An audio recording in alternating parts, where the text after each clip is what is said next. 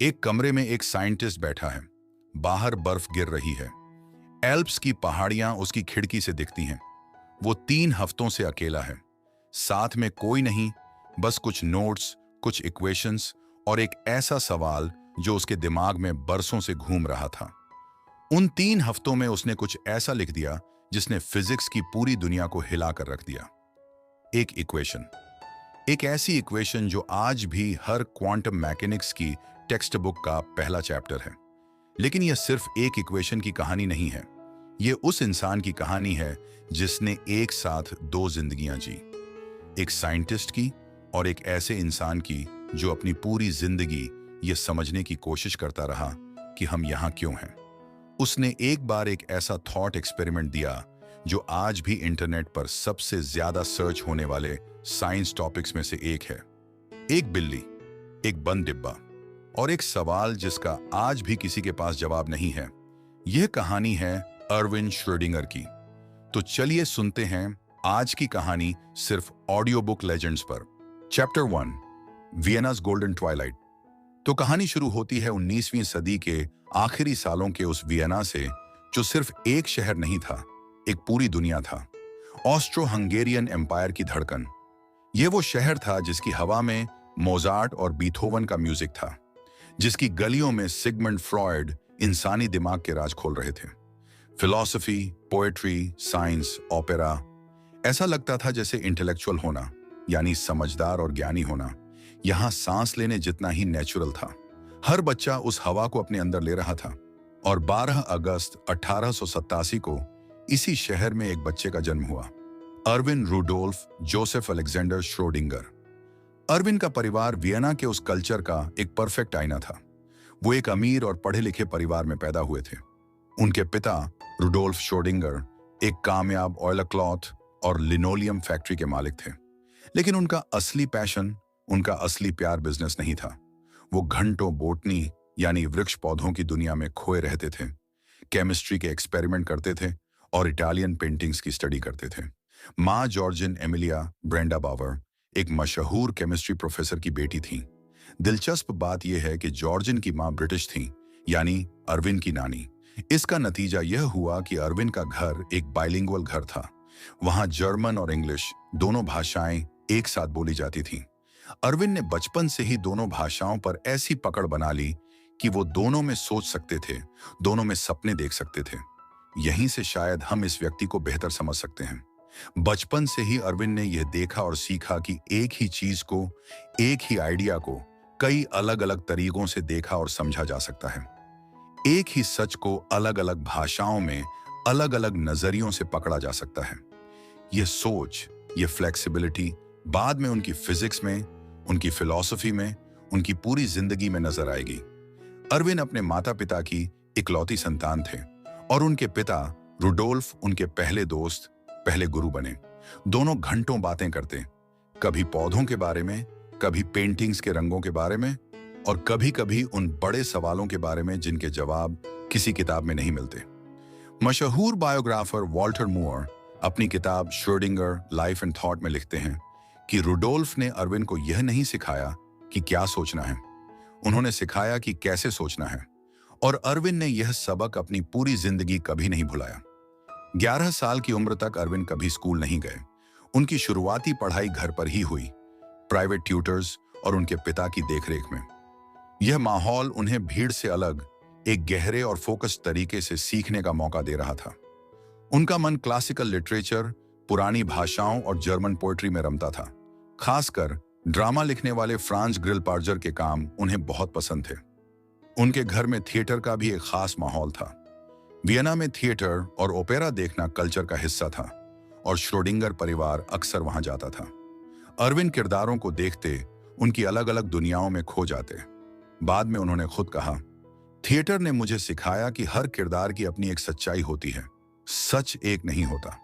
कौन जानता था कि क्वांटम मैकेनिक्स का यह बीज, यह आइडिया कि एक ही चीज की कई सच्चाई हो सकती है, वियना के एक थिएटर में बोया जा रहा था। 1898 में जब वो 11 साल के हुए, उन्होंने वियना के सबसे प्रतिष्ठित स्कूलों में से एक एकेडेमिक्स जिम्नेजियम में एडमिशन लिया और वहां पहले दिन से ही टीचर्स हैरान थे। ये लड़का सिर्फ पढ़ता नहीं था, वो सोचता था। मैथ्स में इतना तेज कि उसके लिए नए मुश्किल सवाल बनाने पड़ते, भाषाओं में इतना फ्लुएंट कि वो खुद जर्मन में कविताएं लिखते थे, और फिजिक्स में इतना क्यूरियस कि लैब में जब बाकी स्टूडेंट्स सिर्फ एक्सपेरिमेंट देख रहे होते, श्रोडिंगर का सवाल होता, लेकिन ये होता क्यों है? क्लासिकल स्कूलिंग में बहुत कुछ रटना पड़ता था, और यह काम श्रोडिंगर के लिए बच्चों का खेल था। उनका दिमाग इतनी तेजी से चीजों को याद कर लेता था कि उनके पास बहुत सारा खाली वक्त बचता था, और इस खाली वक्त में वो अपनी अलग पढ़ाई करते थे, मैथ्स, फिजिक्स और फिलॉसफी। इन्हीं सालों में उनकी मुलाकात दो ऐसे विचारों से हुई जिन्होंने उनकी जिंदगी की दिशा तय कर दी। पहला, चार्ल्स डार्विन की एवोल्यूशन की थ्योरी, जिसने उन्हें सिखाया कि दुनिया लगातार बदल रही है, विकसित हो रही है। और दूसरा, जर्मन फिलोसोफर आर्थर शोपेनहावर का निराशावादी दर्शन। शोपेनहावर कहते थे कि यह दुनिया जो हमें दिखती है वो असली नहीं है, यह सिर्फ हमारी धारणा है, हमारी परसेप्शन है। असली सच्चाई कहीं ज्यादा गहरी है, और उसे हम अपनी 5 इंद्रियों से नहीं समझ सकते। यह पढ़कर श्रोडिंगर को एक अजीब सी राहत मिली, जैसे किसी ने उन सवालों को शब्दों में रख दिया हो जो बरसों से उनके मन में थे। उनके परिवार में पिता कैथोलिक थे और मां लूथरन, लेकिन शोपेनहावर और डार्विन को पढ़ने के बाद श्रोडिंगर ने धर्म के पारंपरिक रास्तों को छोड़ दिया। वो नास्तिक और पैंथिस्टिक मिस्टिसिज्म की तरफ मुड़ गए। पैंथिज्म का मतलब है ये मानना कि भगवान और यूनिवर्स एक ही हैं, कण कण में वही चेतना है। यह वो आइडिया था जो बाद में उन्हें भारतीय दर्शन, खासकर वेदांत के बहुत करीब ले जाएगा। 1906 में उन्होंने यूनिवर्सिटी ऑफ वियना में एडमिशन लिया, और उनका फोकस था थ्योरेटिकल फिजिक्स, एनालिटिकल मैकेनिक्स और थर्मोडायनामिक्स। यहां उनकी जिंदगी में एक ऐसा इंसान आया जिसका असर उन पर सबसे ज्यादा हुआ, उनके प्रोफेसर फ्रीडरिच हासेनॉर्ल। हासेनॉर्ल उस समय के सबसे ब्रिलियंट फिजिसिस्ट्स में से एक थे। वो लेजेंडरी फिजिसिस्ट लुडविग बोल्ट्जमान के बाद उस कुर्सी पर बैठे थे, लेकिन उनकी महानता सिर्फ उनके ज्ञान में नहीं थी, उनके पढ़ाने के तरीके में थी। वो ब्लैक बोर्ड पर इक्वेशंस लिखते और फिर रुक जाते। वो स्टूडेंट्स को खुद सोचने का, खुद कनेक्शन बनाने का मौका देते थे। वॉल्टर मूर लिखते हैं, हासेनॉर्ल ने श्रोडिंगर को दिखाया कि मैथमेटिक्स असल में रियलिटी यानी सच्चाई को बयां करने की सबसे ईमानदार भाषा है। श्रोडिंगर इस आइडिया से इतने प्रभावित हुए कि उन्होंने तय कर लिया वो इक्वेशंस को सिर्फ सॉल्व नहीं करेंगे, वो उनसे कुदरत के साथ बातें करेंगे, नेचर के साथ एक कन्वर्सेशन करेंगे। हासेनॉर्ल से उन्होंने जो सबसे जरूरी बात सीखी वो यह थी कि फिजिक्स के सबसे बड़े सवाल तुम्हारी टेक्स्ट बुक में नहीं है। सबसे बड़े सवाल वहां से शुरू होते हैं जहां तुम्हारी टेक्स्ट बुक का आखिरी पन्ना खत्म होता है। यूनिवर्सिटी के दिनों में फिजिक्स के साथ साथ श्रोडिंगर ने भारतीय दर्शन, खासकर उपनिषदों को पढ़ना शुरू किया। वो शोपेनहावर के जरिए वेदांत तक पहुंचे थे। वेदांत जो कहता है कि सब कुछ एक ही चेतना से आता है, एक ही परम सत्य है, बाकी सब उसी का प्रतिबिंब है।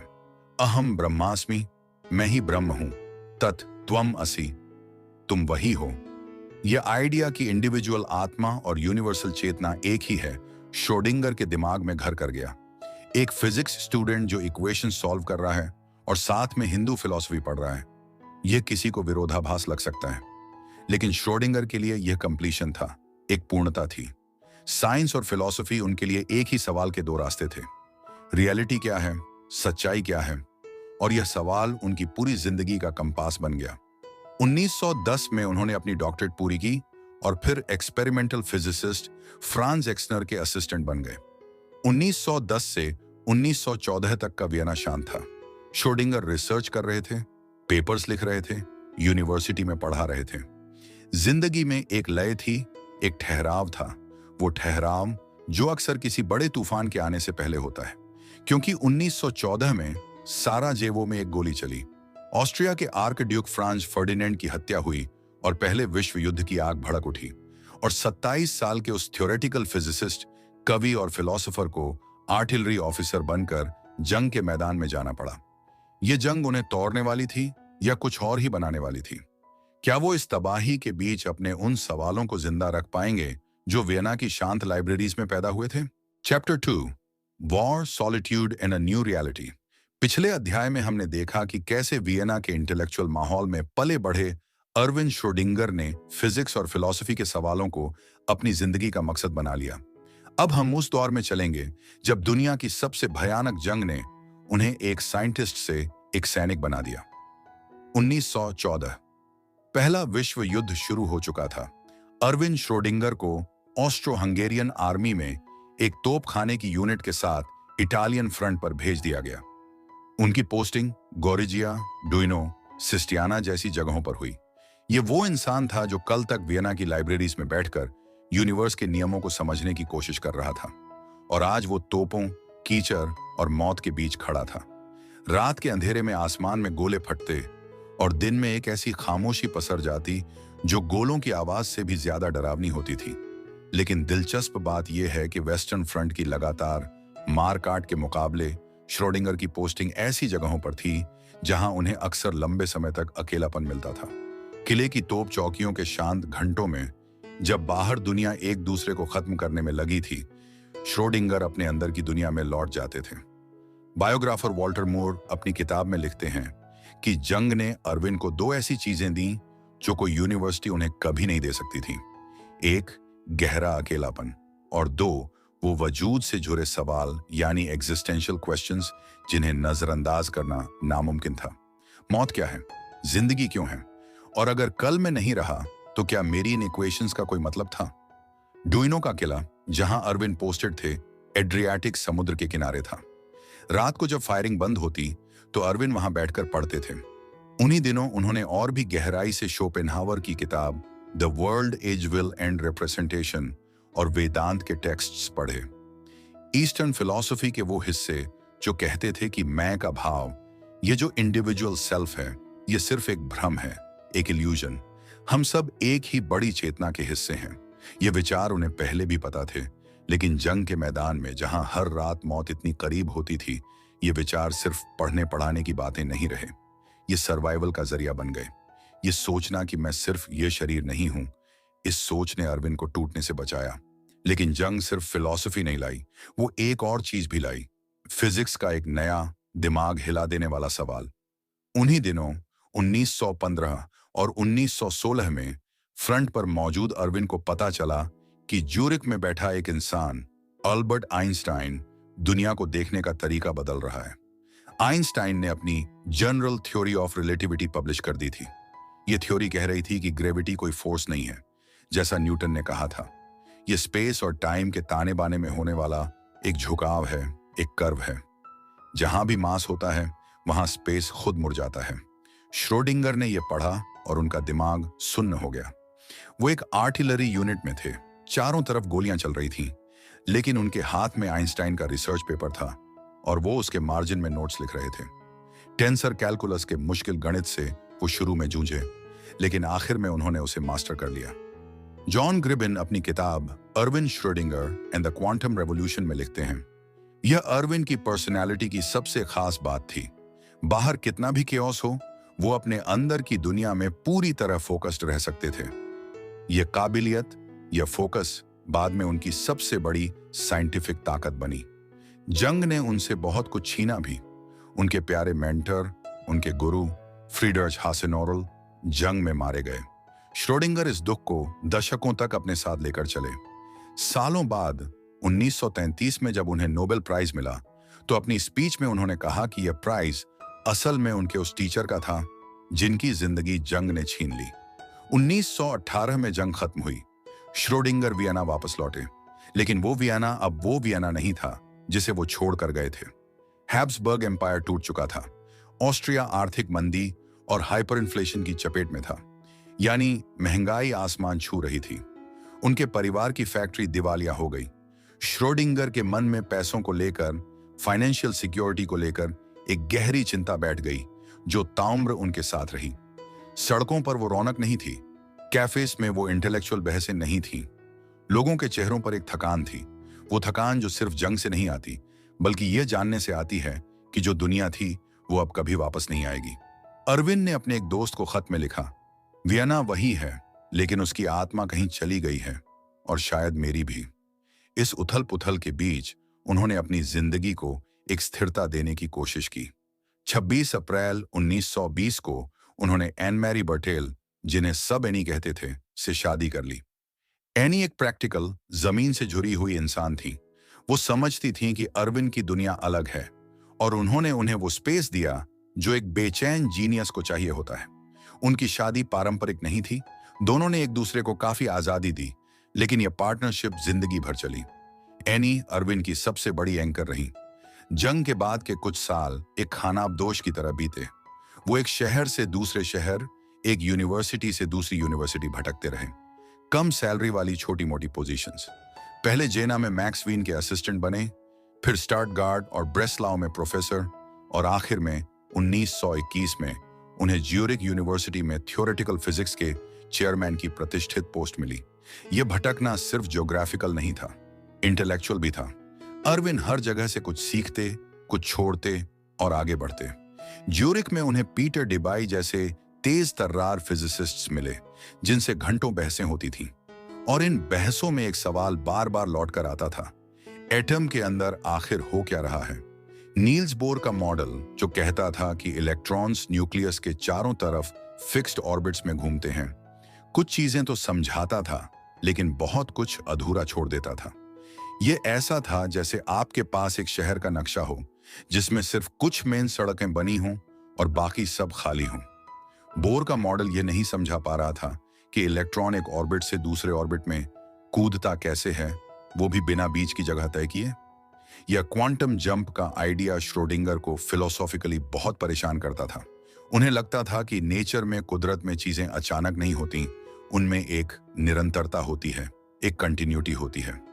उसी दौर में 1923 में एक French physicist Louis de Broglie ने अपनी डॉक्टरेट थीसिस में एक ऐसा क्रांतिकारी आइडिया दिया जिसने सबको हिला दिया। डी ब्रोगली ने कहा, अगर लाइट, जो एक वेव है, वो पार्टिकल्स की तरह बर्ताव कर सकती है, तो फिर इलेक्ट्रॉन्स, जो पार्टिकल्स हैं, वो वेव्स की तरह बर्ताव क्यों नहीं कर सकते। एक पल के लिए यह सोचिए, तालाब में एक पत्थर फेंकिए, लहरें बनती हैं। अब कल्पना कीजिए कि वो लहरें खुद ही पत्थर हैं। डी ब्रोगली इलेक्ट्रॉन्स के बारे में कुछ ऐसा ही कह रहे थे। उन्होंने कहा कि हर मूविंग पार्टिकल के साथ एक वेव जुड़ी होती है। यह आइडिया जब श्रोडिंगर ने पढ़ा तो उनके मन में कुछ जागा, एक स्पार्क, एक एहसास कि यहां कुछ है, यहां कुछ बहुत बड़ा छिपा है। आइंस्टाइन ने भी डी ब्रोगली के काम की तारीफ की थी और उनके एक पेपर के फुटनोट में इसका जिक्र किया था। वही फुटनोट पढ़कर श्रोडिंगर इस आइडिया के दीवाने हो गए। उन्हें लगा कि शायद यही वो चाबी है जो एटम के रहस्य का ताला खोल सकती है। लेकिन यह सिर्फ एक आइडिया था, एक परिकल्पना। इसे गणित की भाषा में ढालना बाकी था। वो कौन सी इक्वेशन होगी जो इन मैटर वेव्स को, इन पदार्थ की लहरों को गवर्न करेगी? यह सवाल उनके दिमाग में घूमने लगा। और फिर आई क्रिसमस 1925 की छुट्टियां। श्रोडिंगर ने एक प्लान बनाया। वो अकेले जाएंगे स्विस आल्प्स के पर्वतों में, अरोसा नाम के एक शांत रिसोर्ट में, बिना किसी डिस्ट्रैक्शन के, बिना किसी से बात किए। और वहां वो डी ब्रोगली के इस आइडिया को एक प्रॉपर मैथमेटिकल शक्ल देंगे। वो नहीं जानते थे कि वो इतिहास लिखने जा रहे हैं। वो नहीं जानते थे कि उन 2 हफ्तों में उनके दिमाग से एक ऐसी इक्वेशन निकलेगी जो फिजिक्स की दुनिया को हमेशा के लिए पलट कर रख देगी। Chapter 3, the alpine Epiphany. पिछले अध्याय में हमने देखा कि कैसे लुई डी ब्रोगली के क्रांतिकारी आइडिया ने श्रोडिंगर के मन में एक चिंगारी जला दी थी। अब हम उस ऐतिहासिक पल की तरफ बढ़ रहे हैं जब वो चिंगारी एक ज्वालामुखी बन गई। दिसंबर 1925, अरोसा, स्विट्जरलैंड। चारों तरफ एल्प्स के बर्फ से ढके पर्वत, कानों में सिर्फ एक खामोशी, और उस खामोशी के बीच एक छोटा सा शैले, यानी पहाड़ी लकड़ी का घर, जिसमें एक 38 साल का फिजिसिस्ट अकेला बैठा था। उसके सामने कुछ नोटबुक्स थीं, कुछ खाली पन्ने थे, और दिमाग में डी ब्रोगली का वो आइडिया घूम रहा था। श्रोडिंगर ने यह ट्रिप बहुत सोच समझकर प्लान की थी। उन्हें थोड़ी खांसी और फेफड़ों में हल्की तकलीफ थी, और अपनी शादीशुदा जिंदगी के तनाव से भी वो दूर जाना चाहते थे। लेकिन सबसे बड़ा कारण था एक साइंटिफिक जुनून। उन्हें अकेलापन चाहिए था, एक ऐसा स्पेस जहां कोई उन्हें डिस्टर्ब न करे। कोई कॉलीग नहीं, कोई यूनिवर्सिटी मीटिंग नहीं, कोई शोर नहीं, सिर्फ वो पर्वत, वो खामोशी और एक सवाल। अगर इलेक्ट्रॉन सच में वेव्स हैं, तो उनकी वेव को मैथमेटिकली, यानी गणित के हिसाब से बयां करने वाली इक्वेशन कैसी दिखेगी? ये सुनने में शायद सिंपल लगता है, लेकिन ये वो सवाल था जो उस वक्त पूरी फिजिक्स कम्युनिटी पूछ रही थी और किसी के पास इसका जवाब नहीं था। श्रोडिंगर ने अपनी नोटबुक खोली और सोचना शुरू किया। फिजिक्स में वेव इक्वेशन का कॉन्सेप्ट पहले से मौजूद था। आप पानी की लहरों को, आवाज की तरंगों को या रोशनी की तरंगों को गणित की भाषा में लिख सकते हैं। हर वेव की एक इक्वेशन होती है जो बताती है कि वो वेव कैसे चलेगी, कहां होगी, कितनी तेज होगी। श्रोडिंगर का सवाल था, क्या इलेक्ट्रॉन्स की इस मैटर वेव के लिए भी ऐसी ही कोई इक्वेशन लिखी जा सकती है? और अगर लिखी जा सकती है, तो क्या उससे एटम के अंदर इलेक्ट्रॉन्स का वो अजीबोगरीब बर्ताव समझा जा सकता है? क्या बोर के मॉडल ने जो सवाल अधूरे छोड़े थे, वो पूरे हो सकते हैं? इतिहासकारों के बीच यह किस्सा मशहूर है कि श्रोडिंगर इस ट्रिप पर अकेले नहीं गए थे।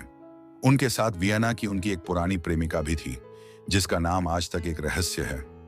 उन्हें डार्क लेडी ऑफ अरोसा कहा जाता है। श्रोडिंगर का यह एक अजीब विश्वास था कि इंटेंस रोमांटिक और सेक्सुअल एनर्जी उनके दिमाग को तेज करती है, उनकी क्रिएटिविटी को जगाती है। कुछ रिपोर्ट्स बताती हैं कि वो अपने कानों में मोती के दाने डाल लेते थे ताकि बाहर की कोई आवाज उन्हें डिस्टर्ब न करे, और फिर अपनी मिस्ट्रेस के साथ बिस्तर में बैठकर फीवर की हालत में मैटर वेव्स के गणित पर काम करते थे। यह सीन किसी फिल्म जैसा लगता है ना? एक बर्फीले पर्वत पर एक सीक्रेट अफेयर और उसके बीच जन्म ले रही 20वीं सदी की सबसे महत्वपूर्ण साइंटिफिक इक्वेशंस में से एक। यह श्रोडिंगर की जिंदगी की कॉम्प्लेक्सिटी को दिखाता है। जीनियस और इंसान की कमजोरियां वहां एक साथ मौजूद थीं। 2 हफ्ते, बस 2 हफ्ते।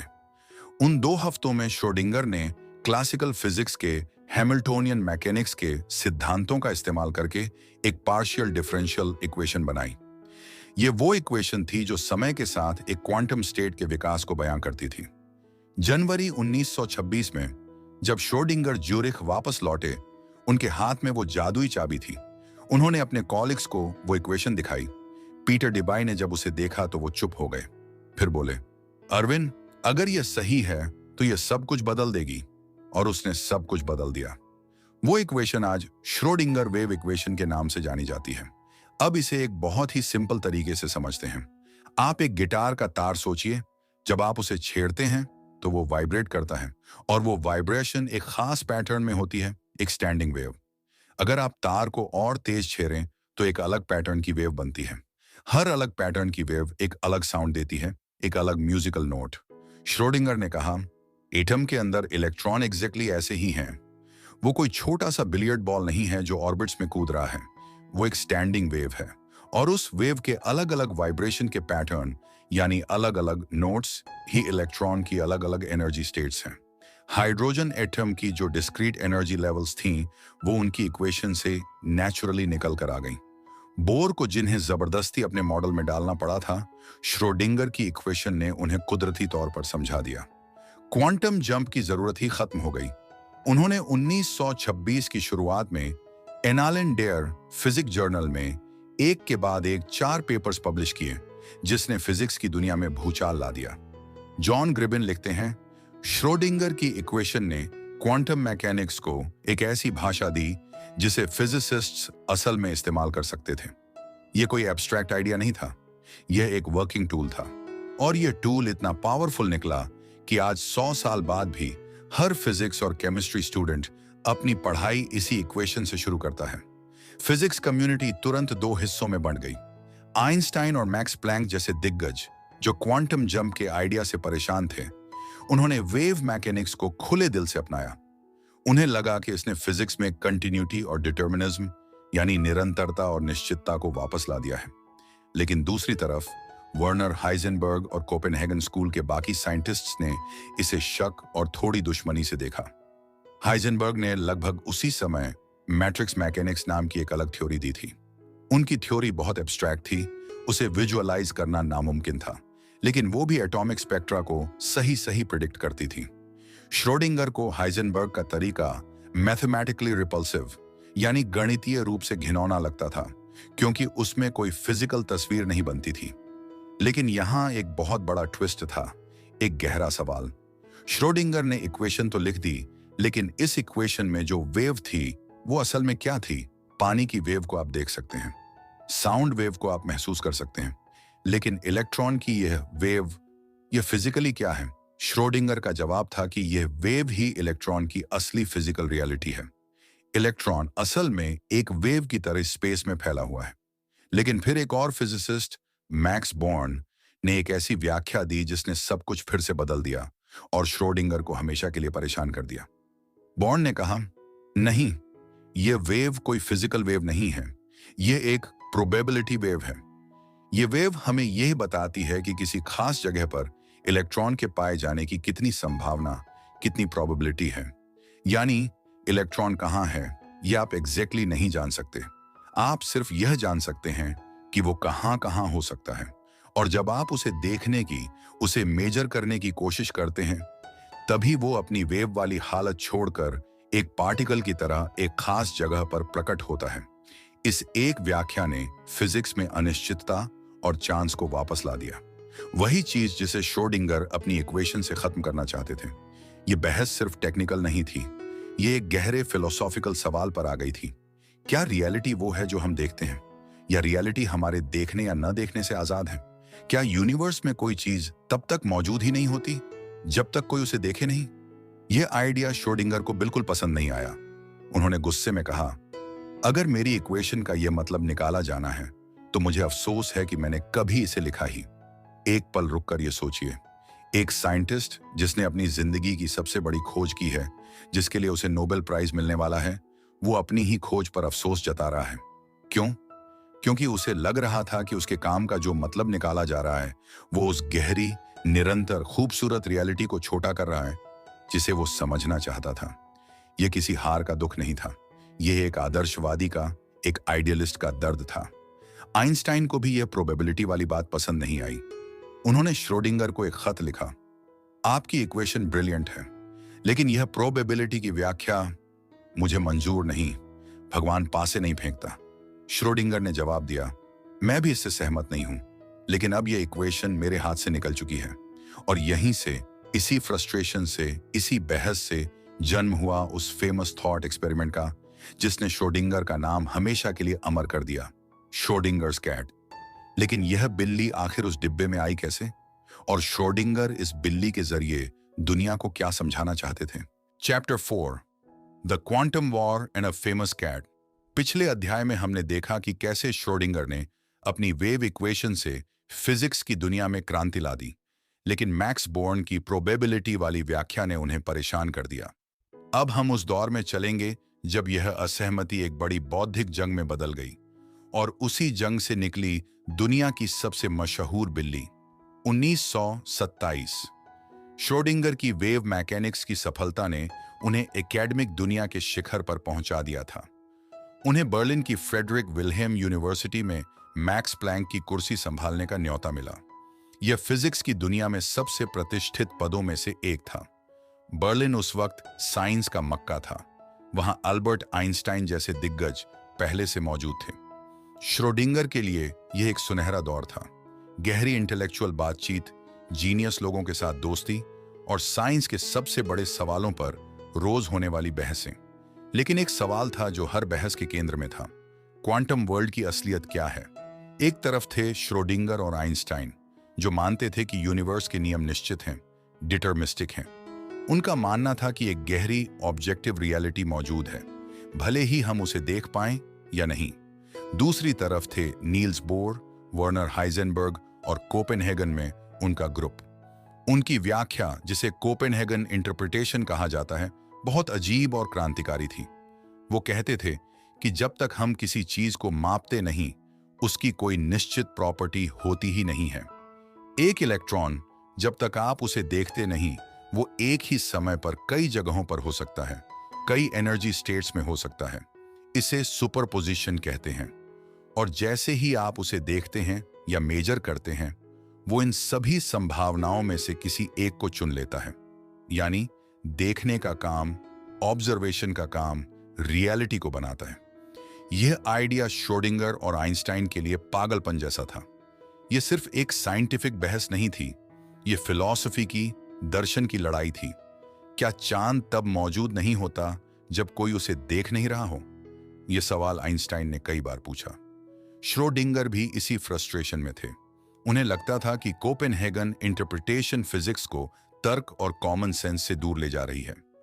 1935 में जब श्रोडिंगर ऑक्सफोर्ड में थे, उन्होंने आइंस्टाइन के साथ एक लंबी और ऐतिहासिक खतों की सीरीज शुरू की।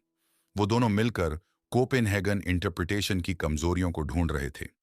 इसी बातचीत के दौरान एक और अजीब कॉन्सेप्ट सामने आया, क्वांटम एंटेंगलमेंट।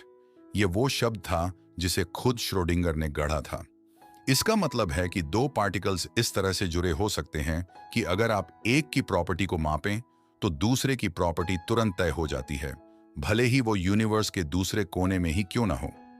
आइंस्टाइन ने इसे spooky action at a distance, यानी दूर से होने वाली डरावनी हरकत कहा था। श्रोडिंगर को लगा कि उन्हें कोपेनहेगन इंटरप्रिटेशन की बेतुकी बात को दुनिया के सामने लाने का एक तरीका मिल गया है। वो दिखाना चाहते थे कि अगर हम उनकी बातों को क्वांटम दुनिया से निकालकर हमारी रोजमर्रा की दुनिया में लागू करें तो वो कितनी अजीब और हास्यास्पद लगेंगी। और इसी कोशिश में उन्होंने अपना सबसे मशहूर थॉट एक्सपेरिमेंट डिजाइन किया। उन्होंने कहा, ठीक है, मान लेते हैं कि आपकी बात सही है। अब कल्पना कीजिए, एक स्टील का बंद डिब्बा है। इस डिब्बे के अंदर एक बिल्ली है, साथ में एक छोटा सा रेडियो एक्टिव एटम है। यह एटम इतना अनस्टेबल है कि 1 घंटे के अंदर इसके टूटने की 50% संभावना है और न टूटने की भी 50% संभावना है। हमने एक ऐसा मैकेनिज्म सेट किया है कि अगर एटम टूटता है तो एक हथौड़ा गिरेगा जो साइनाइड की एक शीशी को तोड़ देगा और जहरीली गैस से बिल्ली मर जाएगी। अगर एटम नहीं टूटता तो कुछ नहीं होगा और बिल्ली जिंदा रहेगी। अब यहां कोपेनहेगन इंटरप्रिटेशन को लागू करते हैं। क्वांटम मैकेनिक्स के हिसाब से जब तक हम डिब्बे को खोलकर देखते नहीं, वो रेडियो एक्टिव एटम सुपरपोजिशन की हालत में है, यानी वो एक ही समय पर टूटा हुआ भी है और नहीं टूटा हुआ भी।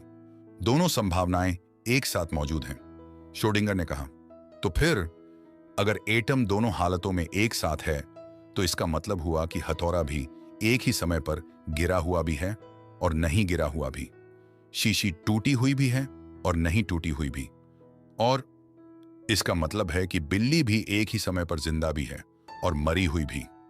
यह सोचकर ही दिमाग घूम जाता है ना? एक बिल्ली जो जिंदा भी है और मरी हुई भी एक ही वक्त पर। श्रोडिंगर ने यह उदाहरण इसलिए नहीं दिया क्योंकि वो यह मानते थे कि ऐसा सच में होता है। उन्होंने यह उदाहरण इसलिए दिया ताकि वो नील्स बोर और उनके साथियों का मजाक उड़ा सकें। वो यह कहना चाहते थे, देखो तुम्हारी थ्योरी कितनी बेतुकी है। यह एक बिल्ली को जिंदा और मुर्दा एक साथ बना देती है। असल दुनिया ऐसे काम नहीं करती। इसका मतलब तुम्हारी थ्योरी अधूरी है, उसमें कुछ गड़बड़ है। यह उनका प्रोटेस्ट था, एक तरह का साइंटिफिक व्यंग्य। इसे लैटिन में रिडक्शियो एड अब्सर्डम कहते हैं, यानी किसी बात को इतना खींचो कि वो बेतुकी लगने लगे। लेकिन यहां एक बहुत बड़ी विडंबना हुई, एक आयरन आई। श्रोडिंगर ने जो उदाहरण कोपेनहेगन इंटरप्रिटेशन की बेवकूफी दिखाने के लिए दिया था, वही उदाहरण क्वांटम मैकेनिक्स का सबसे फेमस सिंबल बन गया। आज दुनिया में जिसे भी क्वांटम मैकेनिक्स के बारे में थोड़ा भी पता है, वो श्रोडिंगर्स कैट को जानता है। वॉल्टर मोर लिखते हैं कि श्रोडिंगर ने जो उदाहरण एक मजाक के तौर पर दिया था, वो खुद उनकी सबसे बड़ी लेगसी का हिस्सा बन गया। यह डिबेट आज भी जारी है। फिजिक्स के सबसे बड़े दिमाग आज भी इस सवाल से जूझ रहे हैं कि क्वांटम से क्लासिकल दुनिया में ट्रांजिशन कैसे होता है। वो कौन सा पॉइंट है जहां सुपरपोजिशन खत्म हो जाता है और एक निश्चित रियलिटी सामने आती है। क्या ऑब्जर्वर का, यानी देखने वाले का, सच में कोई रोल है या कोई और गहरा नियम है जिसे हम अभी तक समझ नहीं पाए हैं? श्रोडिंगर्स कैट आज सिर्फ एक थॉट एक्सपेरिमेंट नहीं है, ये फिजिक्स की सीमाओं और फिलॉसफी की गहराइयों पर एक सवालिया निशान है। लेकिन जिस वक्त श्रोडिंगर इन गहरी साइंटिफिक और फिलॉसॉफिकल बहसों में उलझे थे, यूरोप की दुनिया एक बहुत ही भयानक रास्ते पर जा रही थी। एक ऐसी ताकत उभर रही थी जो साइंस, फिलॉसफी और इंसानियत सबको खत्म कर देना चाहती थी। 1933 में जर्मनी में एडोल्फ हिटलर सत्ता में आ चुका था और श्रोडिंगर की जिंदगी का सबसे मुश्किल, सबसे खतरनाक अध्याय अब शुरू होने वाला था। क्या वो अपने सिद्धांतों पर टिके रह पाएंगे या डर उन पर हावी हो जाएगा? Chapter 5, flight from the Führer. पिछले अध्याय में हमने श्रोडिंगर के उस बौद्धिक युद्ध के बारे में जाना जो उन्होंने क्वांटम मैकेनिक्स की व्याख्या को लेकर छेड़ा था। लेकिन अब हम उस दौर की बात करेंगे जब असली दुनिया में एक ऐसी जंग छिड़ गई थी जिसमें इक्वेशंस नहीं, इंसानी जानें दांव पर थीं। 1933 बर्लिन। ये वो साल था जब दुनिया बदल गई। 30 जनवरी को एडोल्फ हिटलर जर्मनी का चांसलर बना और कुछ ही हफ्तों में पूरा माहौल बदल गया। नाजी विचारधारा तेजी से फैल रही थी। यहूदियों को यूनिवर्सिटी से निकाला जाने लगा, साइंटिस्ट्स को उनकी जॉब से हटाया जाने लगा। जो लोग नाजी सोच से सहमत नहीं थे उन्हें चुप करा दिया गया। जर्मनी की यूनिवर्सिटीज, जो कभी दुनिया की सबसे ब्रिलियंट और आजाद जगह मानी जाती थीं, अब डर और प्रोपेगेंडा के अड्डों में तब्दील हो रही थीं। श्रोडिंगर उस समय बर्लिन में थे। वो कैथोलिक थे, यहूदी नहीं। नाजियों के नस्लीय कानून सीधे तौर पर उन पर लागू नहीं होते थे। वो चाहते तो चुपचाप वहां रह सकते थे, अपना काम कर सकते थे, जैसा कि कई दूसरे नॉन ज्विश जर्मन साइंटिस्ट्स ने किया भी। लेकिन श्रोडिंगर के अंदर कुछ और चल रहा था। बौद्धिक आजादी और इंसानी बराबरी के जो मूल्य उनके दिल के करीब थे, उन्हें अपनी आंखों के सामने कुचला जाता देख वो बर्दाश्त नहीं कर पा रहे थे। और यहां श्रोडिंगर ने कुछ ऐसा किया जो उस दौर में बहुत हिम्मत का काम था। उन्होंने सार्वजनिक रूप से यह फैसला किया कि वो उस देश में नहीं रहेंगे जो अपने ही नागरिकों के साथ ऐसा बर्ताव कर रहा है। बायोग्राफर वॉल्टर मूर लिखते हैं, श्रोडिंगर को जाने की कोई कानूनी मजबूरी नहीं थी। उन्होंने नैतिक आधार पर, मोरल ग्राउंड्स पर जर्मनी छोड़ा। यह उनकी जिंदगी के सबसे साहसी पलों में से एक था। यह कोई छोटी बात नहीं थी। उन्होंने दुनिया की सबसे प्रतिष्ठित एकेडमिक पोस्ट्स में से एक को, एक सिक्योर फ्यूचर को, अपने सिद्धांतों के लिए छोड़ दिया।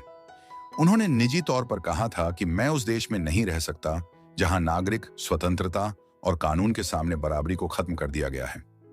1933 में वो जर्मनी छोड़कर ऑक्सफोर्ड, इंग्लैंड चले गए। उन्हें मैगलन कॉलेज में फेलोशिप मिल गई। ऑक्सफोर्ड खूबसूरत था, शांत था, लेकिन श्रोडिंगर वहां कभी पूरी तरह सेटल नहीं हो पाए। इंग्लैंड का परंपरावादी एकेडमिक कल्चर और उनकी यूरोपियन सोच के बीच एक फासला था। वो ब्रिलियंट थे, ये सब जानते थे, लेकिन ऑक्सफोर्ड में वो कभी घर जैसा महसूस नहीं कर पाए। इसी बीच अक्टूबर 1933 में स्टॉकहोम से एक टेलीग्राम आया। उन्हें पॉल डिरैक के साथ फिजिक्स का नोबेल प्राइज दिया गया था, एटॉमिक थ्योरी के नए प्रोडक्टिव फॉर्म्स की खोज के लिए। श्रोडिंगर ने टेलीग्राम पढ़ा, उसे एक तरफ रखा और वापस अपनी नोटबुक की तरफ मुड़ गए।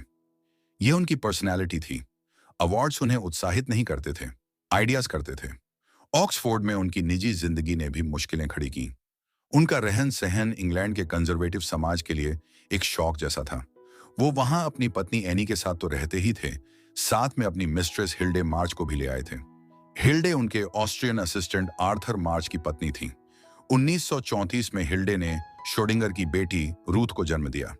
ये मेनाज आ थ्रोआ, यानी 3 लोगों का एक साथ रहना, ऑक्सफोर्ड के एकेडमिक सर्कल में किसी स्कैंडल से कम नहीं था।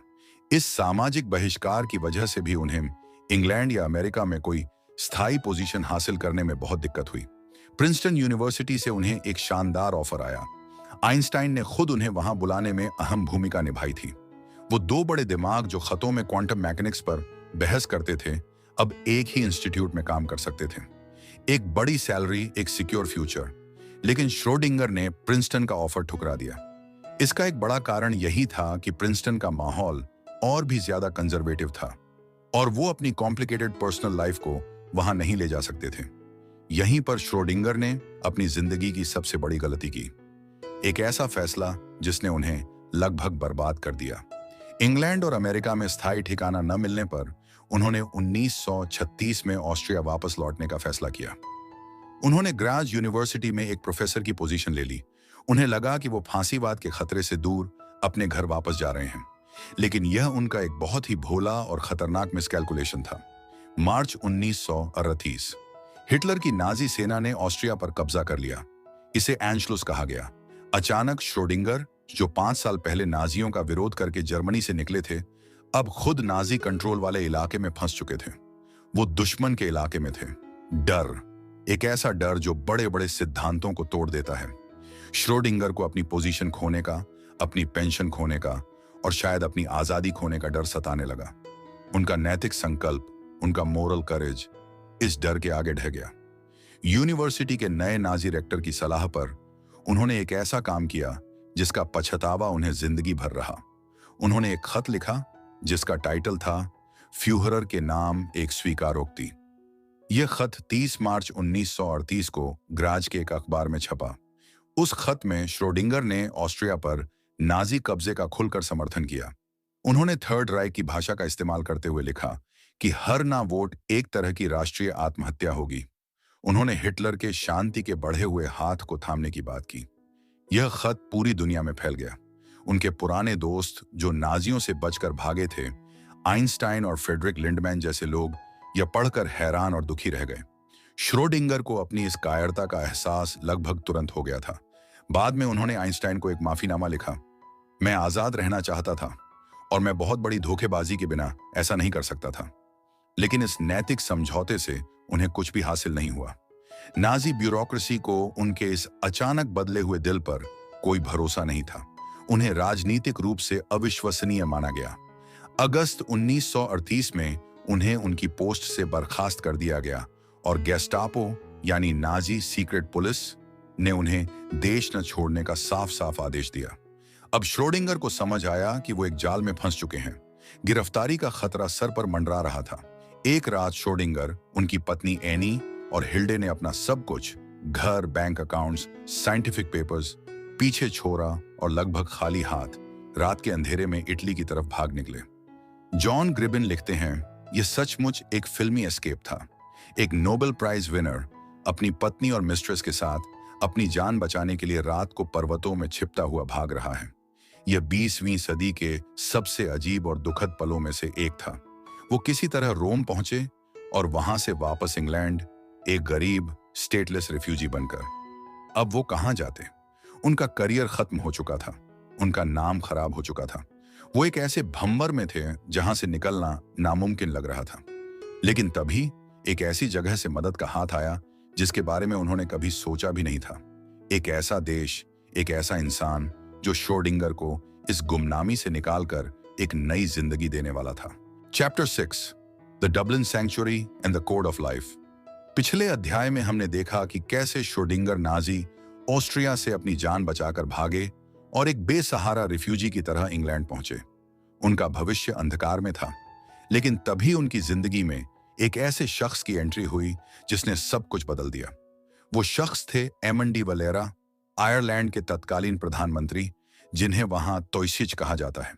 डी वलेरा सिर्फ एक पॉलिटिशियन नहीं थे, वो राजनीति में आने से पहले एक मैथ्स टीचर थे और थियोरेटिकल फिजिक्स के लिए उनके मन में एक गहरा सम्मान था। उनका एक सपना था, डबलिन में एक वर्ल्ड क्लास रिसर्च इंस्टीट्यूट बनाना जो प्रिंसटन के इंस्टीट्यूट फॉर एडवांस्ड स्टडी जैसा हो। और वो चाहते थे कि श्रोडिंगर उस इंस्टीट्यूट का हिस्सा बने, उसके स्कूल ऑफ थियोरेटिकल फिजिक्स के पहले डायरेक्टर बने। डी वलेरा ने सभी सामान्य एकेडमिक और पॉलिटिकल प्रक्रियाओं को दरकिनार करते हुए सीधे श्रोडिंगर को यह ऑफर दिया। यह सिर्फ एक जॉब ऑफर नहीं था, यह एक तरह की शरण थी, एक सैंक्चुरी थी। श्रोडिंगर ने इसे स्वीकार कर लिया। 1939 में वो एनी, हिल्डे और अपनी छोटी बेटी रूथ के साथ डबलिन, आयरलैंड शिफ्ट हो गए। अगले 17 साल उनकी जिंदगी के सबसे स्थिर और प्रोडक्टिव सालों में से कुछ उन्होंने वहीं बिताए।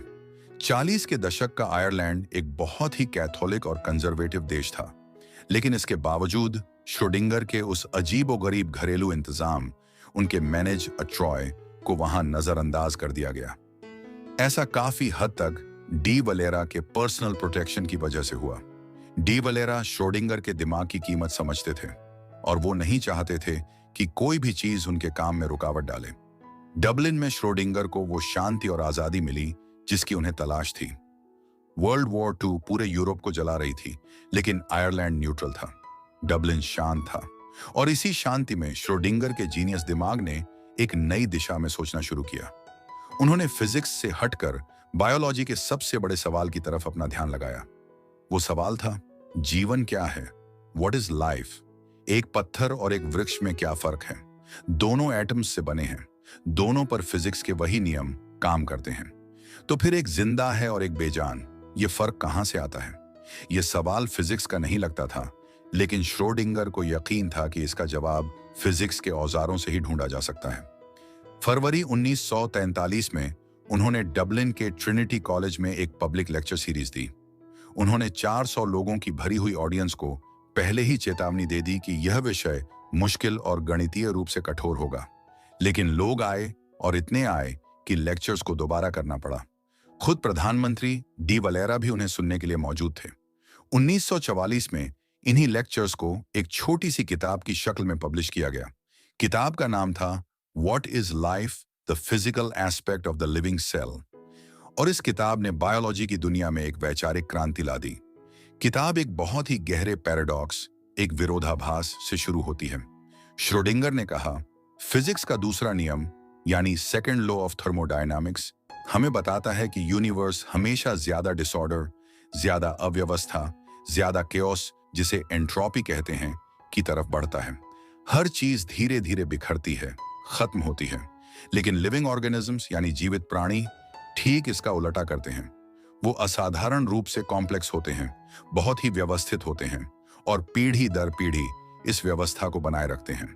तो सवाल यह है कि जीवन थर्मोडायनामिक्स की इस बहती नदी के खिलाफ कैसे तैरता है। इस पहेली को सुलझाने के लिए श्रोडिंगर ने 2 क्रांतिकारी कॉन्सेप्ट्स पेश किए। पहला, नेगेटिव एंट्रोपी। उन्होंने तर्क दिया कि एक जीव जिंदा इसलिए रहता है क्योंकि वो लगातार अपने वातावरण से ऑर्डर यानी व्यवस्था को खींचता रहता है। उन्होंने लिखा, एक जीव जिस चीज को खाता है वो असल में नेगेटिव एंट्रोपी है। हमारा मेटाबॉलिज्म यानी हमारे शरीर का खाना पचाने का सिस्टम असल में एक ऐसा मैकेनिज्म है जो अपने आसपास से हाई क्वालिटी एनर्जी लेता है और जो वेस्ट पैदा होता है उसे बाहर फेंक देता है ताकि वो अपने अंदर के कॉम्प्लेक्स स्ट्रक्चर को बनाए रख सके। ये एक बिल्कुल नया तरीका था जीवन को समझने का। दूसरा और सबसे महत्वपूर्ण कॉन्सेप्ट था ए पीरियोडिक क्रिस्टल। श्रोडिंगर ने कहा कि हमारी वंशानुगत जानकारी यानी हेरिडिटरी इंफॉर्मेशन जो माता पिता से बच्चों में जाती है वो किसी बहुत ही स्टेबल मॉलिक्यूल में स्टोर होनी चाहिए। उन्होंने क्वांटम मैकेनिक्स का हवाला देते हुए कहा कि कोवेलेंट केमिकल बॉन्ड्स बहुत मजबूत और स्थिर होते हैं और यही इस मॉलिक्यूल को पीढ़ियों तक बिना बदले रहने की ताकत देते हैं। लेकिन यह मॉलिक्यूल कैसा होगा? उन्होंने कहा कि यह एक एपीरियोडिक क्रिस्टल होना चाहिए। अब यह क्या होता है? आप नमक का क्रिस्टल सोचिए, उसमें सोडियम और क्लोरीन के एटम्स एक रेगुलर रिपीटिंग पैटर्न में लगे होते हैं। यह एक पीरियोडिक क्रिस्टल है, यानी एक ही पैटर्न बार बार रिपीट होता है। इसमें कोई नई इंफॉर्मेशन नहीं है, सिर्फ रिपीटिशन है।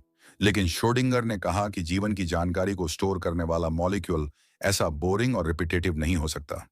उसे एपीरियोडिक होना होगा, यानी उसकी बनावट तो एक क्रिस्टल की तरह ठोस और स्थिर होगी, लेकिन उसके अंदर के यूनिट्स का पैटर्न रिपीट नहीं होगा। हर यूनिट अलग होगी। ठीक वैसे ही जैसे एक किताब में अक्षर तो सिर्फ कुछ ही होते हैं, लेकिन उनसे बनने वाले शब्द और वाक्य अनगिनत होते हैं। वो वैरायटी, वो कॉम्प्लेक्सिटी, वही तो इंफॉर्मेशन है। उन्होंने कहा कि यह मॉलिक्यूल एक कोड स्क्रिप्ट की तरह काम करता होगा, जिसमें एक छोटे से वॉल्यूम में बहुत सारी जानकारी स्टोर की जा सके। यह आइडिया उस समय बायोलॉजी में किसी ने नहीं सोचा था। श्रोडिंगर को खुद यह नहीं पता था कि यह मॉलिक्यूल क्या है। उन्हें लगा कि शायद यह कोई कॉम्प्लेक्स प्रोटीन होगा, लेकिन उनका यह एब्स्ट्रैक्ट आइडिया, यह सैद्धांतिक ढांचा एग्जैक्टली वही था जिसकी अगली पीढ़ी के साइंटिस्ट्स को जरूरत थी। यह किताब जब जेम्स वॉटसन और फ्रांसिस क्रिक ने पढ़ी तो उनके दिमाग में बिजली कौंध गई। वॉटसन ने बाद में लिखा, इस किताब ने मुझे पहली बार यह सोचने पर मजबूर किया कि जीन को एक मॉलिक्यूल की तरह समझा जा सकता है। क्रिक ने कहा, श्रोडिंगर की किताब ने हमें वो फ्रेमवर्क दिया जिसमें हम सोच सकते थे। और इसी सोच ने उन्हें 1953 में डीएनए की डबल हेलिक्स स्ट्रक्चर की खोज तक पहुंचाया। डीएनए जो श्रोडिंगर के एपीरियोडिक क्रिस्टल का जीता जागता सबूत था। एक फिजिसिस्ट ने बिना एक भी बायोलॉजी एक्सपेरिमेंट किए, सिर्फ थ्योरेटिकल सोच से बायोलॉजी की सबसे बड़ी खोज की नींव रख दी थी। डबलिन में श्रोडिंगर ने सिर्फ यही काम नहीं किया, वो आइंस्टाइन की तरह ही यूनिफाइड फील्ड थ्योरी की तलाश में भी लगे रहे। एक ऐसी अकेली इक्वेशन जो यूनिवर्स के सभी फोर्सेस को एक साथ समझा सके। ये एक अकेला और आखिरकार नाकाम रहने वाला सफर था। लेकिन इसी दौरान 1947 में उन्हें लगा कि उन्होंने आइंस्टाइन से पहले यह खोज कर ली है। उन्होंने बहुत धूमधाम से डबलिन में इसकी घोषणा की, जिसमें प्रधानमंत्री डी वलेरा भी मौजूद थे। आयरलैंड के अखबारों ने हेडलाइन छापी, आयरिश इंस्टीट्यूट के साइंटिस्ट ने वो कर दिखाया जिसमें आइंस्टाइन फेल हो गए। अमेरिका में बैठे आइंस्टाइन यह पढ़कर बहुत नाराज हुए। उन्होंने एक प्रेस रिलीज जारी करके श्रोडिंगर के काम को खारिज कर दिया और कहा कि यह कोई नई खोज नहीं है। इस घटना से दोनों के रिश्ते में 3 साल तक कड़वाहट घुली रही। यह श्रोडिंगर के डबलिन के सालों के अकेलेपन को भी दिखाता है, जहां वो मेनस्ट्रीम फिजिक्स से इतने कट गए थे कि एक गलत मोड़ पर निकल पड़े। लेकिन इन सब से परे श्रोडिंगर एक और दुनिया में जी रहे थे, एक ऐसी दुनिया जहां फिजिक्स और बायोलॉजी के नियम खत्म हो जाते थे और चेतना का सवाल शुरू होता था। वो अपनी फिलोसॉफिकल सोच को भी एक साथ बुन रहे थे, और इसी सोच के साथ हम उनकी जिंदगी के उस पहलू में दाखिल होंगे जो उनके साइंस से भी ज्यादा गहरा और शायद उतना ही विवादित है। Chapter 7, the one mind and the dark ledger. पिछले अध्याय में हमने देखा कि कैसे श्रोडिंगर ने डबलिन में रहते हुए व्हाट इज लाइफ लिखकर बायोलॉजी की दुनिया में क्रांति ला दी। लेकिन श्रोडिंगर की कहानी को सिर्फ उनकी साइंटिफिक उपलब्धियों से समझना अधूरा होगा। उनके साइंस के पीछे एक गहरी फिलॉसफी काम कर रही थी, एक ऐसा वर्ल्ड व्यू जो उनके हर काम को, हर सोच को दिशा दे रहा था। और उसी इंसान के अंदर एक ऐसा अंधेरा भी था जिसके बारे में दुनिया को दशकों बाद पता चला। यह अध्याय उसी रोशनी और उसी अंधेरे का है। श्रोडिंगर की फिलॉसफी की रूट्स उनके बचपन में थी, जब उन्होंने आर्थर शोपेनहावर को पढ़ा था, और शोपेनहावर के जरिए वो भारतीय दर्शन, खासकर अद्वैत वेदांत के संपर्क में आए थे। अद्वैत वेदांत, जिसका मूल मंत्र है कि ब्रह्म और आत्मन एक ही हैं, वो अलग अलग नहीं हैं। उनका अलग दिखना सिर्फ माया है, एक भ्रम है। श्रोडिंगर इस आइडिया से जिंदगी भर प्रभावित रहे। उनकी मशहूर फिलोसॉफिकल किताबों जैसे my view of the world और माइंड एंड मैटर में वो इसी विचार को बार बार दोहराते हैं। वो कहते हैं कि चेतना का बहुवचन नहीं हो सकता। यह सोचना कि तुम्हारी चेतना अलग है और मेरी चेतना अलग है एक बहुत बड़ी गलती है। वो लिखते हैं, असल में सिर्फ एक ही मन है, एक ही चेतना है, उसकी अनेकता सिर्फ एक दिखावा है। यही फिलॉसफी थी जिसकी वजह से वो क्वांटम मैकेनिक्स की कोपेनहेगन इंटरप्रिटेशन से इतनी नफरत करते थे। वो इंटरप्रिटेशन जो कहती थी कि ऑब्जर्वर यानी देखने वाला रियलिटी को बनाता है। श्रोडिंगर ने तर्क दिया, अगर ऐसा है और दुनिया में अरबों ऑब्जर्वर हैं, तो यूनिवर्स को तो अलग अलग रियलिटीज के क्योस में डूब जाना चाहिए। लेकिन ऐसा नहीं होता। हम सब एक ही सिंक्रोनाइज दुनिया देखते हैं। उनके लिए इसका एक ही मतलब था, हम सब असल में अलग अलग नहीं हैं। हम सब उस एक ही चेतना के हिस्से हैं जो इस यूनिवर्स को देख रही है। उनके लिए प्राचीन संस्कृत का वो महावाक्य तत्त्वमसि फिजिक्स और फिलॉसफी का सबसे बड़ा सच था। यह बताता था कि व्यक्ति और ब्रह्मांड में कोई दूरी नहीं है। यह उनकी सोच का एक बहुत ही गहरा, बहुत ही खूबसूरत पहलू था। लेकिन इसी इंसान की जिंदगी का एक दूसरा पहलू भी था जो उतना ही गहरा और भयानक था। सदियों तक इतिहासकारों और बायोग्राफर्स ने श्रोडिंगर को एक प्रतिभाशाली लेकिन थोड़े अजीब बोहेमियन इकेंटिक के रूप में पेश किया। उनके कई प्रेम संबंधों, उनकी खुली शादी को उनकी जीनियस के एक साइड इफेक्ट की तरह या उनकी क्रिएटिविटी के लिए जरूरी ईंधन की तरह दिखाया गया। लेकिन हाल के सालों में हुई आर्काइवल रिसर्च ने इस रोमांटिक तस्वीर को पूरी तरह से तोड़ दिया है। अब हमारे सामने एक परेशान करने वाला पैटर्न आता है, सीरियल सेक्सुअल प्रेडेशन, नाबालिग लड़कियों की ग्रूमिंग और अपने पद और पावर का भयानक दुरुपयोग। श्रोडिंगर अपनी सेक्सुअल जिंदगी का बहुत ही मेटिकुलस यानी बारीकी से रिकॉर्ड रखते थे।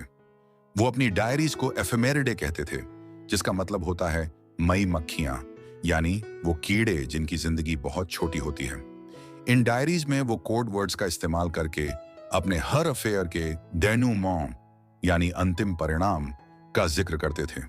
और यह डायरीज एक ऐसे व्यवहार की गवाही देती हैं जो सिर्फ अनैतिक नहीं बल्कि कई मामलों में गंभीर रूप से आपराधिक था।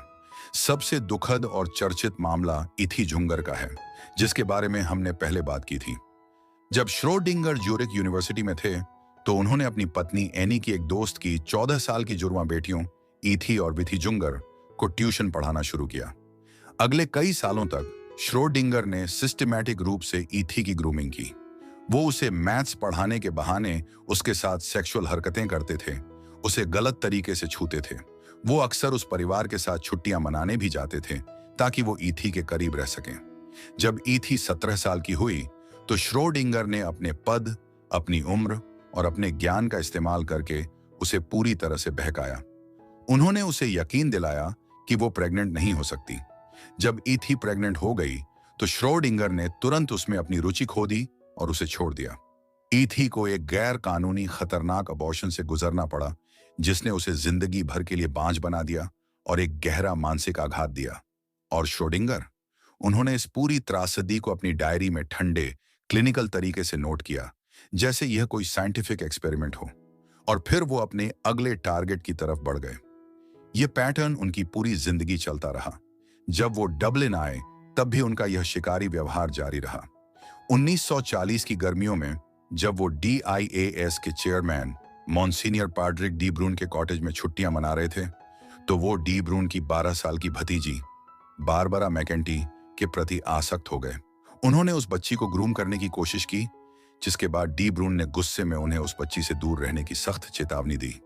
कितनी अजीब बात है कि श्रोडिंगर ने बाद में अपनी डायरी में उस 12 साल की बच्ची को अपनी जिंदगी के अनरिक्विटेड लव्स, यानी एक तरफा प्यार में से एक के रूप में दर्ज किया। उनमें अपने गे की भयावहता को लेकर कोई आत्म जागरूकता नहीं थी। डबलिन में अपने 17 साल के कार्यकाल के दौरान उन्होंने अपने पद का खुलकर दुरुपयोग किया। उन्होंने कई कमजोर लड़कियों और महिलाओं को अपना निशाना बनाया। इनमें एक 26 साल की सबॉर्डिनेट भी थी, जिसे इतिहासकारों ने केट नोलन का छद्म नाम दिया है, ताकि उसके परिवार की पहचान छिपी रहे। श्रोडिंगर ने उसे भी प्रेग्नेंट किया, और वो भी उस दौर के कैथोलिक आयरलैंड में, जहां अबॉर्शन एक बहुत बड़ा अपराध था। उन्होंने 1944 और 1946 में 2 अलग-अलग आयरिश महिलाओं से 2 और नाजायज बेटियों को जन्म दिया। यह जानकारी हमें कहां से मिलती है? यह कोई अफवाह नहीं है।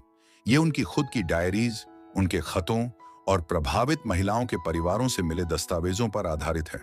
हाल के सालों में मैग्डेलेना और मार्टिन ग्रोनो जैसे स्कॉलर्स ने इन स्रोतों का गहराई से अध्ययन किया है और इस भयावह पैटर्न को अकादमिक रूप से स्थापित किया है। दिसंबर 2021 में द आयरिश टाइम्स ने एक विस्तृत लेख छापा, जिसमें श्रोडिंगर के इस पूरे इतिहास का खुलासा किया गया। इसके बाद एक भूचाल आ गया। डबलिन का ट्रिनिटी कॉलेज, जहां श्रोडिंगर ने व्हाट इज लाइफ लेक्चर्स दिए थे, एक गहरे नैतिक संकट से गुजरा। स्टूडेंट्स और फिजिक्स डिपार्टमेंट के भारी दबाव के बाद 2022 की शुरुआत में यूनिवर्सिटी ने अर्विन श्रोडिंगर लेक्चर थिएटर का नाम बदलकर सिर्फ फिजिक्स लेक्चर थिएटर कर दिया। यूनिवर्सिटी ने सार्वजनिक जगहों से उनकी तस्वीरें और मूर्तियां हटा दी। यह एक बहुत बड़ा और जरूरी कदम था। इसने पूरी दुनिया की साइंटिफिक कम्युनिटी में एक बहस छेड़ दी। क्या हमें एक साइंटिस्ट के काम को उसके निजी जीवन से अलग देखना चाहिए? कुछ लोगों ने तर्क दिया कि उनका नाम उनकी इक्वेशन से जुड़ा रहना चाहिए। यह एक ऐतिहासिक तथ्य है, कोई नैतिक समर्थन नहीं। लेकिन ट्रिनिटी कॉलेज डबलिन में आम सहमति यह थी कि एक शैक्षणिक संस्थान एक ऐसे व्यक्ति का सम्मान नहीं कर सकता जिसने टीचर और स्टूडेंट के बीच के पवित्र भरोसे को इस तरह से तोड़ा हो। श्रोडिंगर की कहानी हमें एक बहुत ही असहज सवाल के सामने लाकर खड़ा कर देती है। एक इंसान जो यूनिवर्स की एकता और चेतना की पवित्रता पर बात करता है, वो इंसान अपनी ही जिंदगी में इतना खंडित, इतना अनैतिक कैसे हो सकता है? क्या उसका जीनियस उसके अपराधों को ढक देता है, या उसके अपराध उसके जीनियस को हमेशा के लिए दागदार कर देते हैं? इसका कोई आसान जवाब नहीं है, और शायद यही इस कहानी का सबसे बड़ा सबक है। इंसान कॉम्प्लेक्स होते हैं, उनमें अच्छाई और बुराई, रोशनी और अंधेरा एक साथ रह सकते हैं। श्रोडिंगर ने 1955 में डबलिन छोड़ा और वापस ऑस्ट्रिया लौट आए, जहां 1961 में उनकी मृत्यु हो गई। उनकी कब्र पर उनका नाम और उनकी वेव इक्वेशन खुदी हुई है। लेकिन उनकी असली विरासत क्या है? क्या वो सिर्फ एक इक्वेशन है, या वो एक चेतावनी भी है? एक चेतावनी की महानता और नैतिकता हमेशा साथ साथ नहीं चलते। Chapter 8, the duality of the observer. अब हम अर्विन श्रोडिंगर की इस लंबी और उलझी हुई कहानी के आखिर में आ पहुंचे हैं, और अंत में हमें एक ऐसी सच्चाई का सामना करना पड़ता है जो उनकी अपनी फिजिक्स की तरह ही अजीब और विरोधाभासी है। श्रोडिंगर ने अपनी कैट पैराडॉक्स से क्वांटम सुपरपोजिशन का मजाक उड़ाया था। यह आइडिया कि कोई चीज एक ही समय पर दो अलग अलग हालतों में हो सकती है।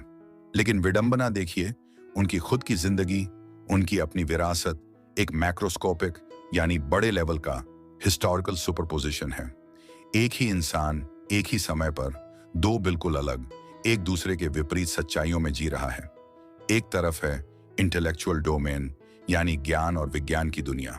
इस दुनिया में श्रोडिंगर का योगदान आधुनिक दुनिया की नींव का पत्थर है।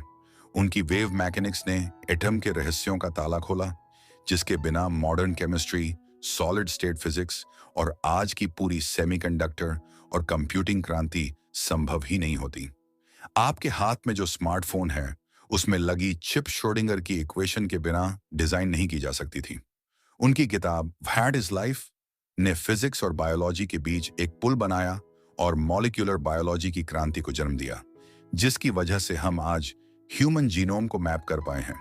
और ईस्टर्न मिस्टिसिज्म और चेतना की प्रकृति पर उनकी फिलोसॉफिकल खोज आज भी उन बहसों में उतनी ही प्रासंगिक है जो साइंटिफिक रिडक्शनिज्म यानी हर चीज को सिर्फ विज्ञान से समझाने की कोशिश की सीमाओं पर सवाल उठाती हैं।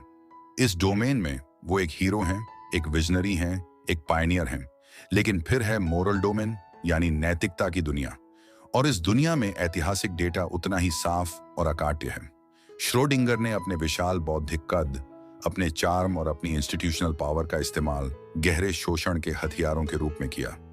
उन्होंने युवा लड़कियों और अपनी सबऑर्डिनेट्स को अपना शिकार बनाया, उन्हें स्थायी आघात दिया, और यह सब करते हुए उन्हें उस पेट्रियार्कल यानी पुरुष प्रधान एकेडमिक सिस्टम का पूरा संरक्षण मिला, जो उनकी इक्वेशंस को महिलाओं की सुरक्षा और इंसानियत से ज्यादा महत्व देता था। इस डोमेन में वो एक विलेन है, एक प्रेडेटर है। तो हम क्या करें? हम इन दो सच्चाइयों को एक साथ कैसे देखें? यह 20वीं सदी का सबसे बड़ा सवाल है, और शायद 21वीं सदी का भी। क्या हम कला को कलाकार से अलग कर सकते हैं? क्या हम विज्ञान को वैज्ञानिक से अलग कर सकते हैं? ट्रिनिटी कॉलेज डबलिन जैसी यूनिवर्सिटीज द्वारा हाल ही में लिए गए फैसले हमें एक रास्ता दिखाते हैं। उन्होंने श्रोडिंगर के साइंस को मिटाया नहीं है। उनकी इक्वेशन आज भी पढ़ाई जाती है और हमेशा पढ़ाई जाएगी। वो इतिहास का हिस्सा है, लेकिन उन्होंने उस सम्मान को, उस आदर को वापस ले लिया है जो समाज अपने हीरो को देता है। यह एक ऐतिहासिक सुधार है, एक हिस्टोरिकल करेक्शन। यह इस बात को स्वीकार करना है कि हम एक इंसान की उपलब्धियों का जश्न मनाते हुए उसकी अनैतिकता को नजरअंदाज नहीं कर सकते, खासकर जब वो अनैतिकता इतनी गंभीर और नुकसानदेह हो। यह फैसला हमें मजबूर करता है कि हम उस अनडिनायबल, उस खूबसूरत सच को जो उनके गणित में है, उस गहरे दागदार, उस शिकारी इंसान से स्थायी रूप से अलग कर दें जिसने उसे खोजा था। अरविंद श्रोडिंगर की जिंदगी हमें एक आखिरी गहरा सबक सिखाती है। उन्होंने रियलिटी की प्रकृति पर सवाल उठाया था। उन्होंने पूछा था कि ऑब्जर्वर का यानी देखने वाले का क्या रोल होता है। आज जब हम यानी आज के ऑब्जर्वर उनकी जिंदगी को देखते हैं, तो हम क्या देखते हैं? हम एक आसान साफ सुथरी कहानी नहीं देखते। हम एक जटिल, असहज और परेशान करने वाली तस्वीर देखते हैं। और शायद यही सबसे ईमानदार नजरिया है। इंसान आसान नहीं होते, जीनियस कॉम्प्लेक्स होते हैं, और इतिहास कभी भी ब्लैक एंड व्हाइट नहीं होता। श्रोडिंगर की कहानी हमें यह याद दिलाती है कि रोशनी और अंधेरा अक्सर एक ही सिक्के के दो पहलू होते हैं, और उन्हें एक साथ देखने की हिम्मत करना ही शायद समझदारी की तरफ पहला कदम है। अब आखिर में कंक्लूजन। तो यह थी कहानी अरविंद श्रोडिंगर की, एक ऐसे इंसान की जो हर लेबल से, हर परिभाषा से बड़ा था। साइंटिस्ट कहो तो वो फिलोसोफर भी था, फिलोसोफर कहो तो वो कवि भी था, यूरोपियन कहो तो उसकी आत्मा वेदांत में बसती थी, जीनियस कहो तो वो उतना ही साधारण और कमजोर भी था, अपनी गलतियों और अपने विरोधाभासों के साथ। उनकी जिंदगी हमें बार बार एक ही बात याद दिलाती है। सबसे बड़ी खोजें उन लोगों ने नहीं की जिनके पास सबसे ज्यादा जवाब थे। सबसे बड़ी खोजें उन लोगों ने की जिनके पास सबसे ज्यादा सवाल थे। एक बंद डिब्बे में एक बिल्ली का सवाल, एक बर्फीले पर्वत पर 2 हफ्तों का सवाल, एक लेक्चर हॉल में जीवन क्या है का सवाल, और एक पूरी जिंदगी जो यह साबित करती रही कि सीमाएं, बाउंड्रीज हमारे दिमाग में होती हैं, रियलिटी में नहीं। श्रोडिंगर की कहानी हमें यह भी सिखाती है कि महानता की एक कीमत होती है, और कभी कभी वो कीमत दूसरों को चुकानी पड़ती है। ये हमें एक समाज के रूप में यह सोचने पर मजबूर करती है कि हम किससे अपना हीरो बनाते हैं और क्यों। उनकी जिंदगी एक आईना है जिसमें हम विज्ञान की ताकत, इंसान की कमजोरी, फिलॉसफी की गहराई और नैतिकता के मुश्किल सवालों को एक साथ देख सकते हैं। इस सफर में हमारे साथ शामिल होने के लिए आपका बहुत बहुत धन्यवाद। आपको अरविंद श्रोडिंगर की जिंदगी की कौन सी बात ने सबसे ज्यादा छुआ? उनका विज्ञान, उनकी फिलॉसफी या उनकी जिंदगी के अंधेरे पहलू? अपने विचार नीचे कमेंट्स में जरूर शेयर करें। अगर आपको यह कहानी पसंद आई तो इस वीडियो को लाइक करें, अपने दोस्तों के साथ शेयर करें और ऑडियो बुक लेजेंड्स को सब्सक्राइब करना ना भूलें, ताकि हम आपके लिए ऐसी ही और भी गहरी और अनसुनी कहानियां लाते रहें। आप अगली बायोग्राफी किसकी सुनना चाहेंगे, यह भी हमें कमेंट्स में बताइए। मिलते हैं अगली कहानी में।